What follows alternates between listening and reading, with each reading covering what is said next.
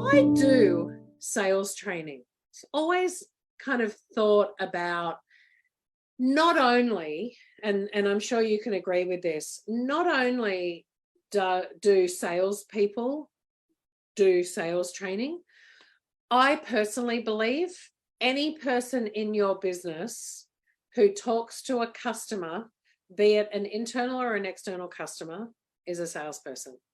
Everybody has the ability to influence business. So what does sales training actually do? And I don't mean the whole role play practice, although I'm all for it, and I'd much prefer somebody make a mistake in training with me than out with a customer. but you know, I think about those other skills that are given throughout the training. So being able to understand how the business runs, being able to make really good business decisions when talking with a client, you pick all of these up from sales training, because obviously, you know, again, a master facilitator doesn't just deliver, they evoke thought and questions and you know, get everybody talking and chatting. But also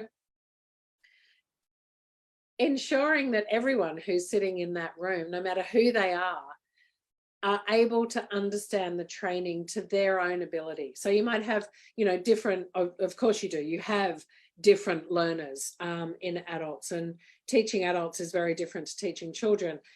And you also need to make sure that the facilitator is, I don't want to say to the power of 3, but when, you know, when we're dealing with adults and we're learning, we've got to, you know, tell them and show them and get them to practice. And that's, you know, the power of 3 in adult learning. And I think that's something else that people don't think about when they're looking at contracting in a sales trainer, is somebody who will actually be able to cross communication, cross cultures, you know, look at different job scopes. Can they all do and understand the sales training? I love when marketing people come into sales training and they can hear how we're teaching salespeople to talk, and they can start marketing the same way. And there's this beautiful synergy that happens across sales and marketing. Interesting. Absolutely.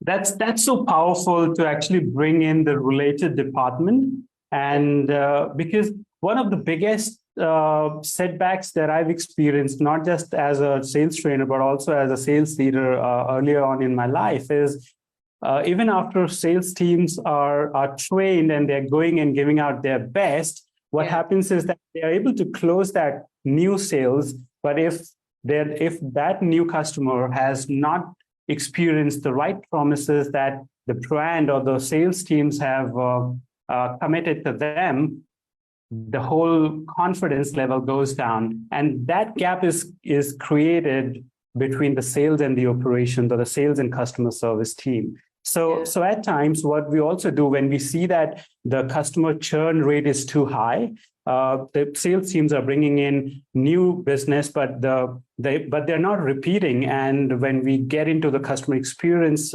feedback management, and we find that the brand promise was not lived across the whole journey, that's when we got into the details and we said, okay, what was committed to them was not delivered by the operations or the customer service team. And that's when we said it's important that we sometimes need to bring the operations and customer service teams as well, along with marketing and sales, so they understand the kind of brand promise that the business has, the kind of brand promise that the sales teams and the marketing teams and the branding teams are putting forward to the world. And when they get to know that, they are more serious and aligned with the whole brand promise. And that's when we see the same customer starts to repeat themselves and also bring new customers.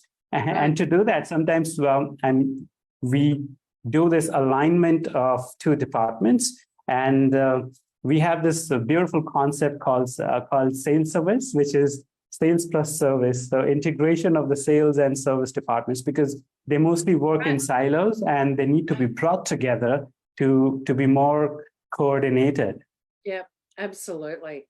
Oh, couldn't agree more.